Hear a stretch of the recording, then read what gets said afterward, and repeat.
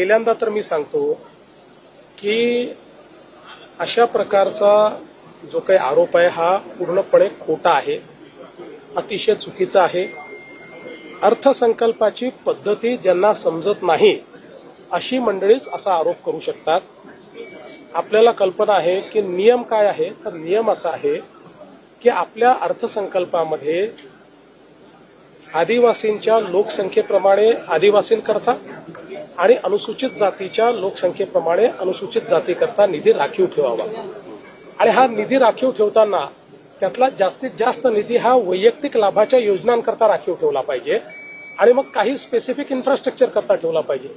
आता लाडकी बहीण ही योजना वैयक्तिक लाभाची योजना आहे, त्यामुळे लाडक्या बहिणीकरता जर तुम्ही निधी दिला तर तो अर्थसंकल्पाच्या नियमाप्रमाणे त्या आदिवासी विभागातच दाखवावा लागेल आणि तो अर्थसंकल्पाच्या नियमाप्रमाणे त्या अनुसूचित जाती विभागामध्येच आपल्याला किंवा सामाजिक न्याय विभागातच दाखवावा लागेल। त्याप्रमाणे तो दाखवला।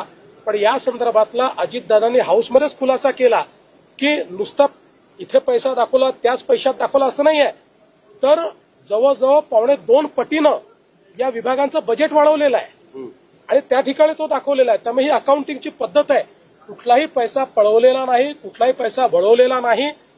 ज्यांना हे समजत नसेल त्यांनी माझ्याकडे यावं, मी त्यांना अर्थसंकल्पाची, कारण मी पुस्तक लिहिलं आहे अर्थसंकल्प कसा वाचायचा, त्यामुळे अर्थसंकल्पामध्ये अकाउंटिंगची सिस्टीम काय आहे हे मी समजावून सांगेल।